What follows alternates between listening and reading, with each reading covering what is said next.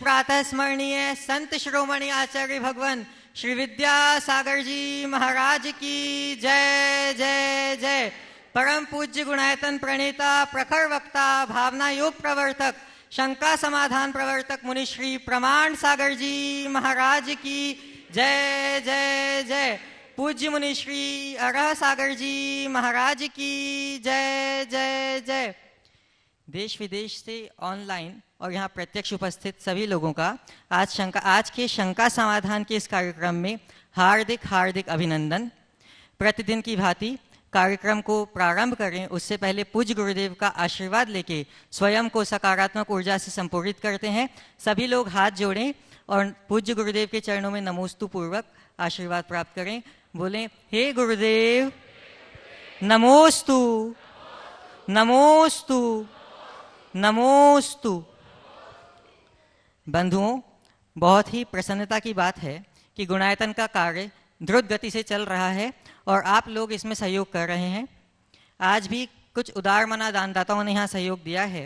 मैं उनका यहाँ पे नाम उच्चारण कर रहा हूँ और अपेक्षा रहेगी कि करतल ध्वनियों से आप अवश्य उनका अभिवादन करेंगे।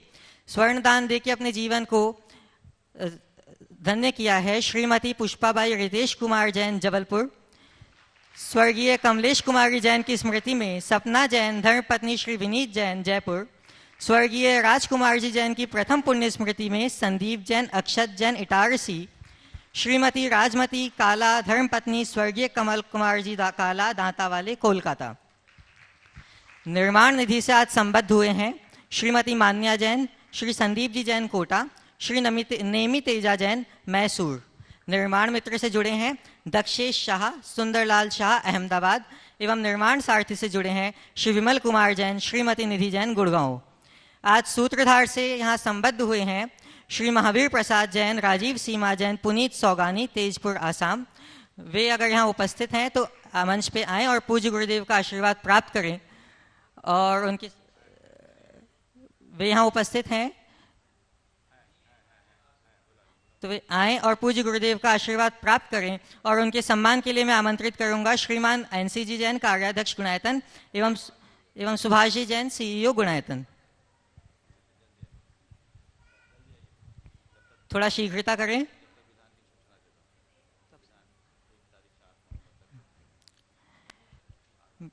आगामी अष्टानिका में 1 नवंबर से 8 नवंबर तक भव्य सिद्ध चक्र महामंडल विधान का आयोजन यहाँ पे होने जा रहा है।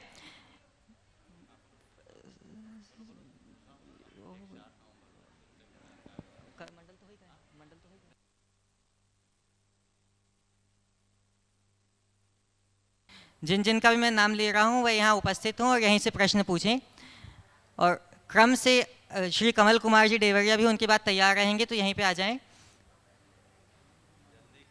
थोड़ा शीघ्रता करें। और उनके बाद तैयार रहेंगी श्रीमती योगिता अभिषेक जैन भोपाल बेंगलोर।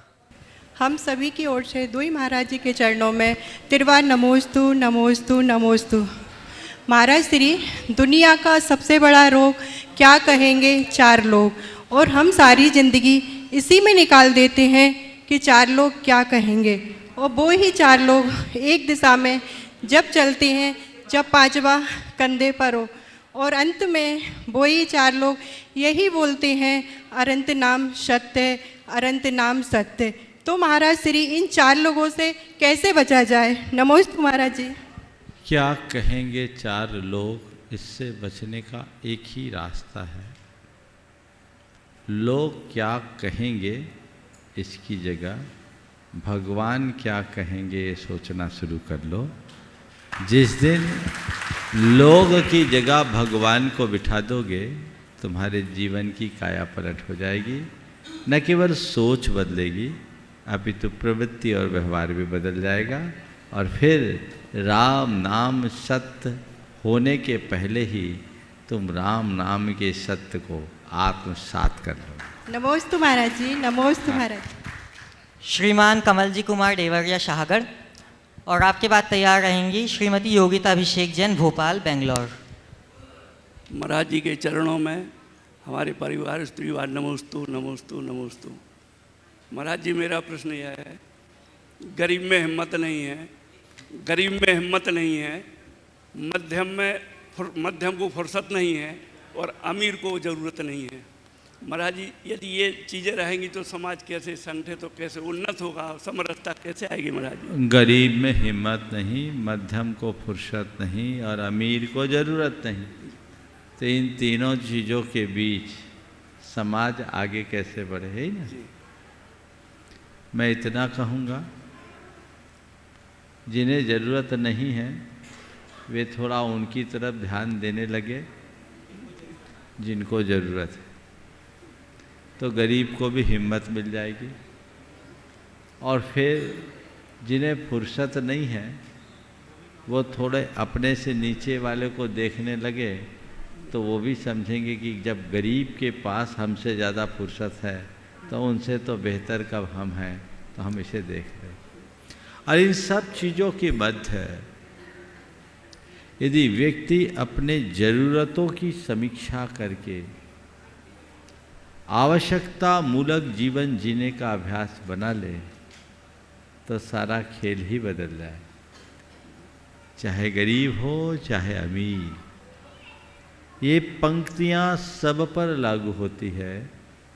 दाम बिना निर्धन दुखी, तृष्णा बस धनवान, कहीं न सुख संसार में, सब जग देखो छान।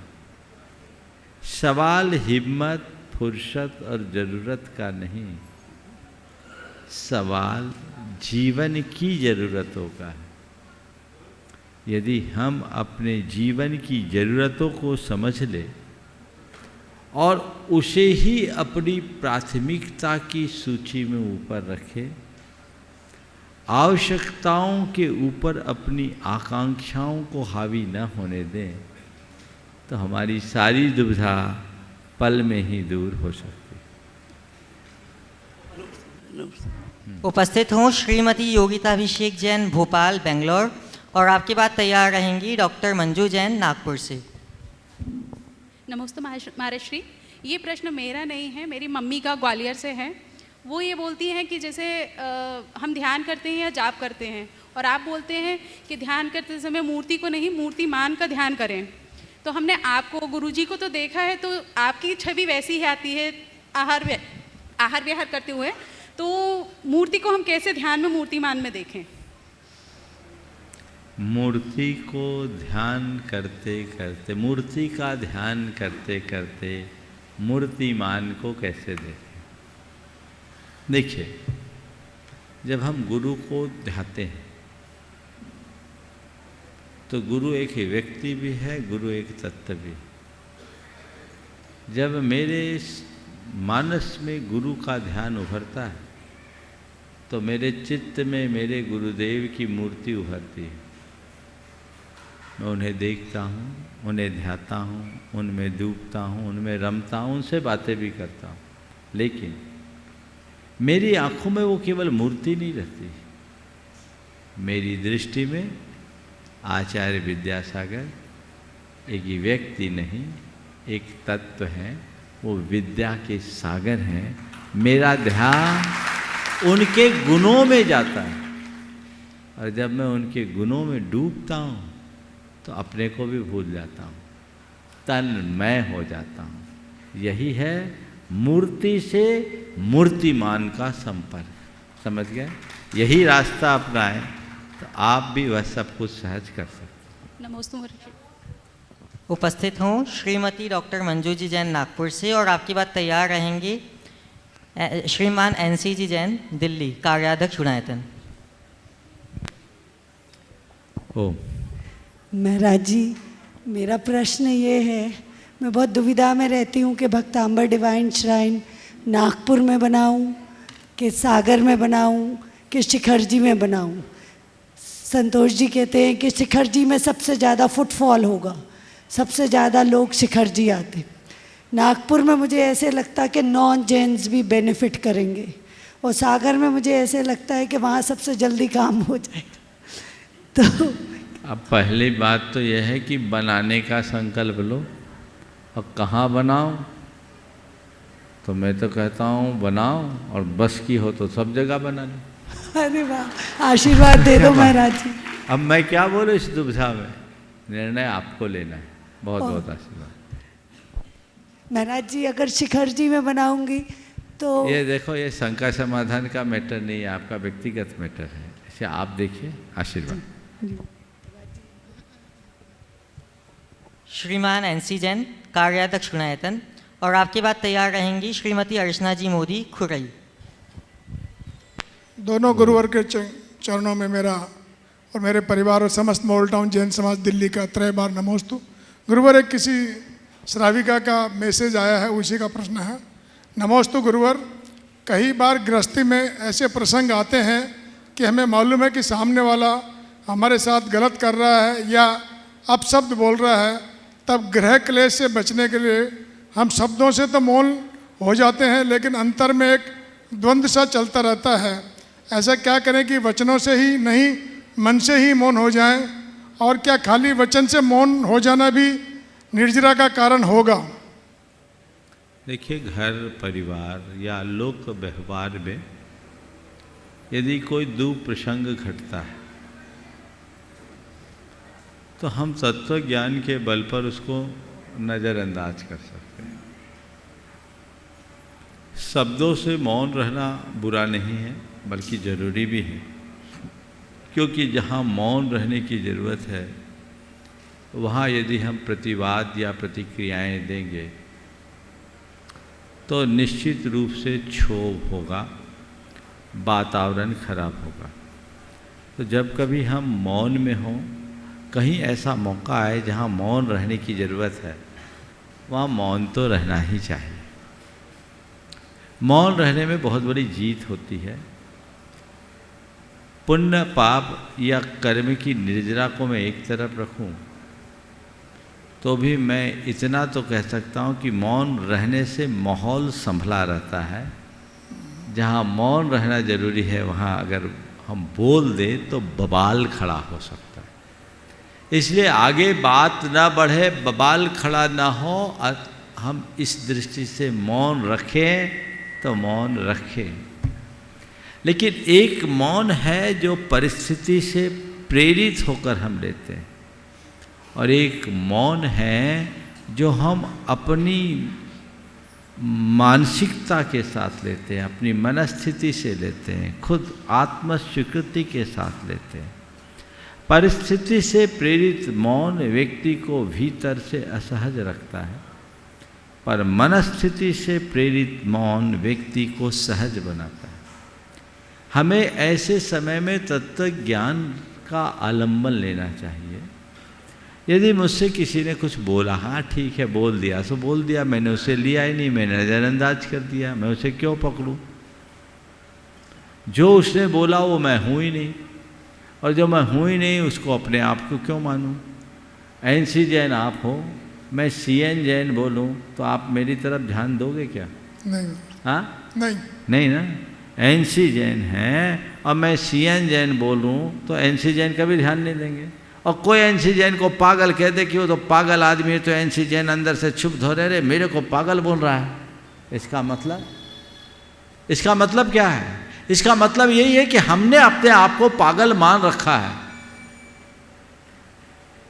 जो उसने मुझसे कहा वो मैं हूं ही नहीं, तो प्रभावित क्यों हूं? ये तत्व ज्ञान है। उसने मेरा अपमान किया, उसने मुझसे अपशब्द कहे, उसने मुझे नीचा दिखाया, उसने मेरी छवि खराब की। अरे तेरा अपमान क्या, तेरे साथ अपशब्द क्या, तेरी छवि क्या? तू ये तो सोच, तू है कौन?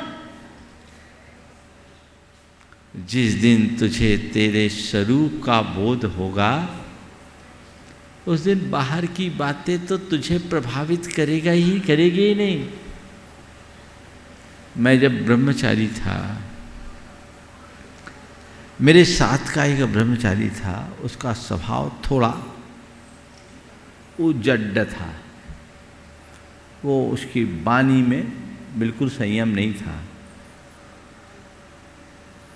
तो एक ब्रह्मचारी को उसने कुछ बोल दिया, मेरे साथी ब्रह्मचारी को जब उसने ऐसा बोला तो उससे बड़ा दुख हुआ और वो गुरुदेव के पास रोते हुए चला गया। नया नवेला ब्रह्मचारी था, रोते हुए गुरुदेव के पास गया और उनकी शिकायत की कि उन्होंने मुझसे ऐसा बोल दिया। तो गुरुदेव ने उस समय हम लोगों को द्रव्य संग्रह पढ़ा रहे थे, बोले बोला ही ना तो इतना विचलित क्यों हो, तुम इतना विचलित क्यों? क्या पढ़ा था? सद्दो बंदो सुमो थूलो संथान भेद तम छाया उज्जो दादव सब सैया पुगल दब्बस से पच जाया। बोले क्या पढ़ा था कि शब्द पुद्गल की पर्याय है, तो जो तुम हो ही नहीं उसे पकड़ क्यों रहे हो? ये तत्व ज्ञान। गुरुदेव ने ऐसी दृष्टि दी और फिर कहा कि देखो कभी किसी के वचनों से प्रभावित मत रहो। समय सार की गाथा सुनाते हुए कहा सद्दो नानम न होदी जम्मा सद्दो नयान दे किंची तम्मा अन्नम नानम अन्नाम अन्नम सद्दम जिना बिनती। शब्द ज्ञान नहीं हो, तुम्हारा स्वरूप नहीं है, तुम उससे अप्रभावित रहो। बस ये क्षमता अपने भीतर विकसित कर लो तो मजे ही मजे हैं। कोई मुझ पर कोई टिप्पणी ना करे, ये मेरे हाथ में नहीं है, पर कोई कैसी भी टिप्पणी करे मैं उससे अप्रभावित रहूं, ये तो मेरे हाथ में है। क्या करना चाहिए, किसकी तरफ जाना चाहिए? जिस पर तुम्हारा बस है उसकी तरफ, या जो तुम्हारे बस से बाहर है उसकी तरफ? बोलो। जो बस में है। ये बस जाते किधर है? जो बस में नहीं है। जो बस में नहीं है उसकी तरफ जाओगे तो परवश होगे, और जो परवशता में ही तो दुख है। सारी कहानी इसमें है। हम लोग इतनी धर्म की चर्चाएं करते हैं, इतना स्वाध्याय करते हैं, और एक छोटी सी बात से एकदम बौखला जाते हैं, क्षुब्ध हो जाते हैं। यहाँ तत्व ज्ञान का प्रयोग करना चाहिए। इसलिए अगर शास्त्रीय शब्दों में मैं कहूँ तो संयोग मेरे हाथ में नहीं है, संयोगज भाव मेरे हाथ में है। चाहे जैसा संयोग क्यों न बने, चाहे जैसा निमित्त मुझसे क्यों न जुड़े, मैं उससे अप्रभावित रहूँगा, प्रतिक्रियाएं नहीं करूँगा, और करूँ भी तो नकारात्मक प्रतिक्रिया से बचूँगा। जीवन के लिए बहुत बड़ा आलम्बन हो सकता है। नमस्ते गुरु। श्रीमती अर्चना जी मोदी खुरई, और आपके बाद तैयार रहेंगी श्रीमती प्रतिभा जी गोधा जयपुर।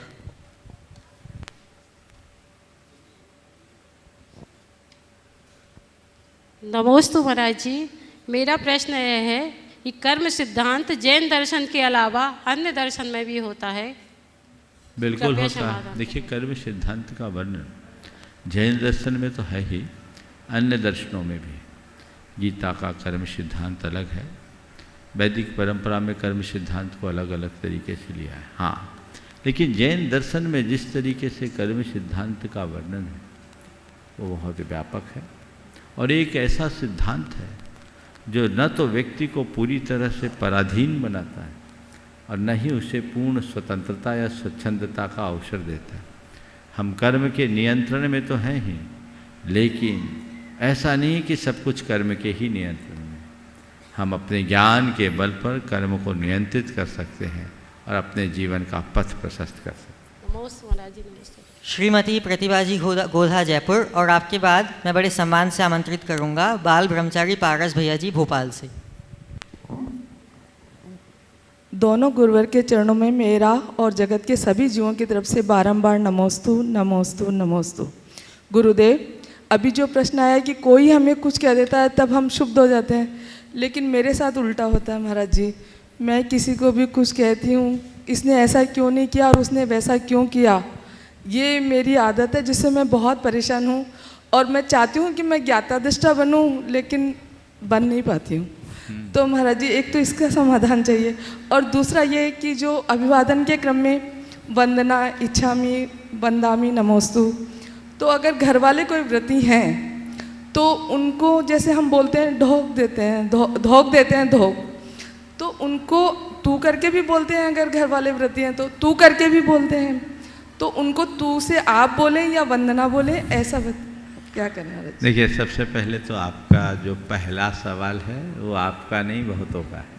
प्राय सभी इस बात के शिकार हैं कि हम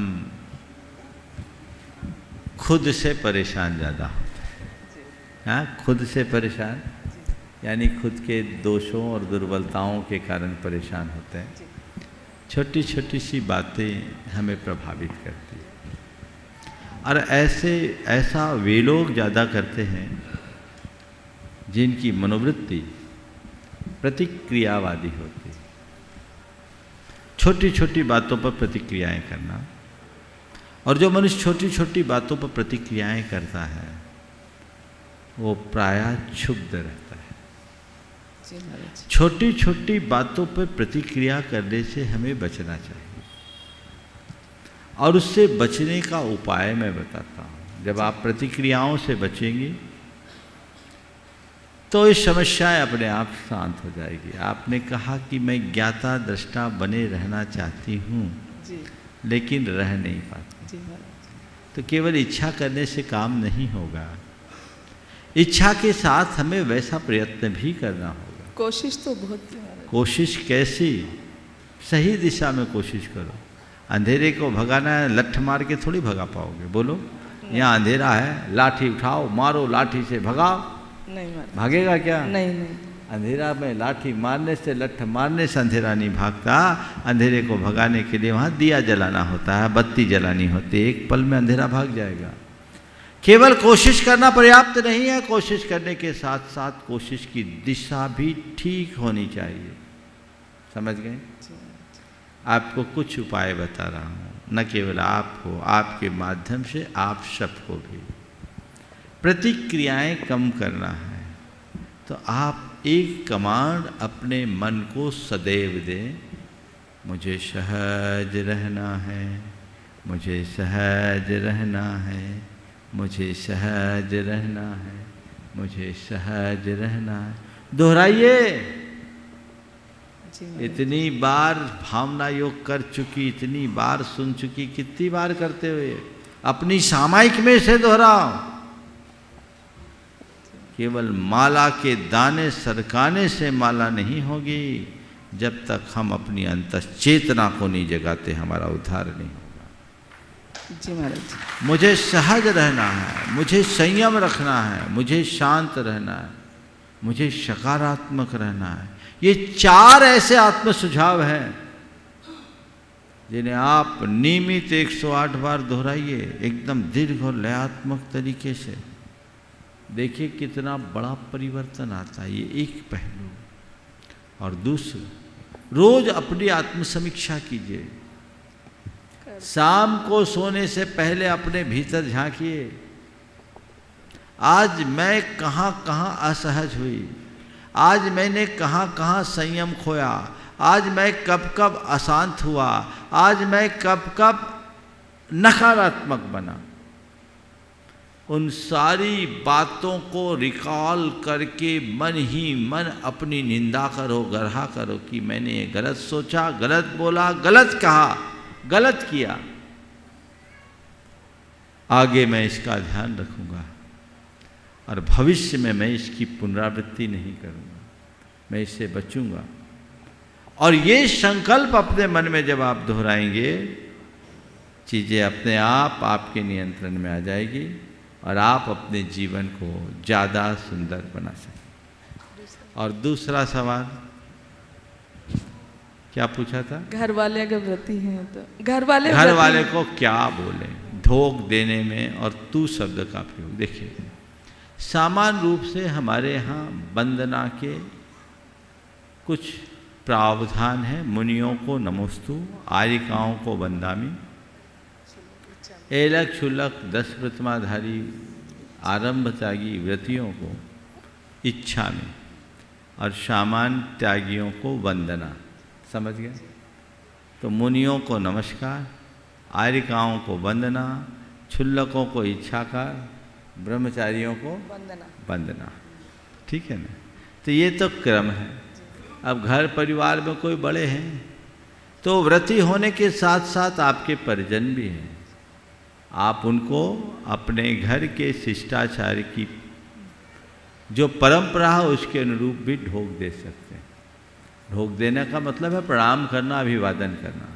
और जहाँ तक तू और आप का सवाल है, मुझे तो लगता है तू हम उसी से बोलते हैं जिससे निकटता होती है, आप थोड़ा सा डिस्टेंस उत्पन्न करता है। इसलिए भाषा नहीं भाव को देखना चाहिए। जब निषाद राज गुहू के पास श्री राम गए थे तो वो तू तड़ाक से बोल रहा था। लक्ष्मण जी तमक गए कि ये कैसे बिना तमीज के बोल रहा है। तब रामचंद्र जी ने कहा, लक्ष्मण भाषा नहीं भाव देख, इसके भाव कितने उज्ज्वल हैं, समझ गए। तो भाषा से ऊंचा स्थान भाव का। नमोस्तु गुरुदेव, नमोस्तु गुरुदेव, नमस्ते। पूज्यवर के श्री चरणों में नमोस्तु।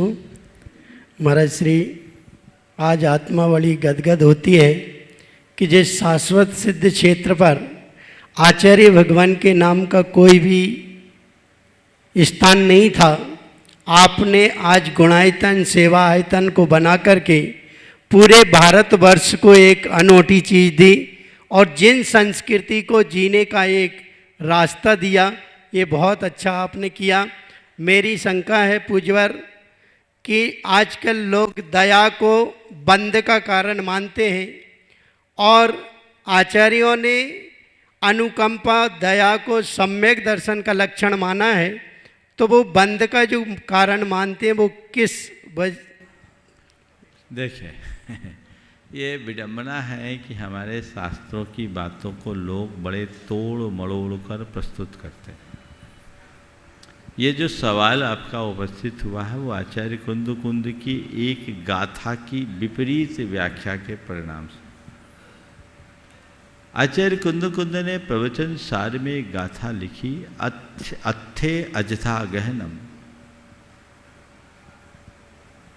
करुणा भावोय मनुतिर्येषु विषयेषु अपसंगो मोहस्सेदानि लिंगानि। तत्व का अयथार्थ ग्रहण, मनुष्य और तिर्यंचों में करुणा का अभाव और विषयों में अति प्रसंग, ये सब मोह के चिन्ह है। गाथा का शुद्ध अर्थ तो ये है, पर हमारे विशिष्ट तत्वज्ञानियों ने इस अर्थ में भी अनर्थ कर दिया और उन्होंने इसका अर्थ विपरीत तरीके से प्रस्तुत करते हुए कहा, अट्ठे अर्जागनम, करुणा भावो शब्द का अर्थ करुणा का भाव, वहाँ था करुणा का अभाव। करुणा का अभाव मोह का चिन्ह है, करुणा भाव नहीं। आचार्य कुंद ने तो कहा धर्मस्य मूलम दया, धम्मो दया विशुद्धो, दया से विशुद्ध परिणाम का नाम धर्म है। आचार्य वीर सेन महाराज से सवाल पूछा, करुणाए कारणम कम्मति किम न उत्तम, करुणा का कारण भी कोई कर्म है, ऐसा आपने क्यों नहीं बोला। तो उन्होंने जवाब दिया, न करुणाए जीव सहावाए कम्म जनिदत्त विरोहादो, कर्म करुणा किसी कर्म के कारण नहीं होती, करुणा जीव का स्वभाव है, उसे कर्मजन कहने में विरोध होता है। ये तो हमारे अंदर की संवेदना की अभिव्यक्ति है। इसलिए इसे धर्म का अंग मानना, इसे आप उस रूप में कभी मत समझना जैसा कि आप समझते हैं। करुणा का प्रसंग है और आज इसी करुणा के प्रसंग को देखकर मैं इस सत्र को यहीं पर विराम दे रहा हूँ। बोलिए परम पूज्य आचार्य गुरुवर श्री विद्यासागर जी महाराज जी की जय जय।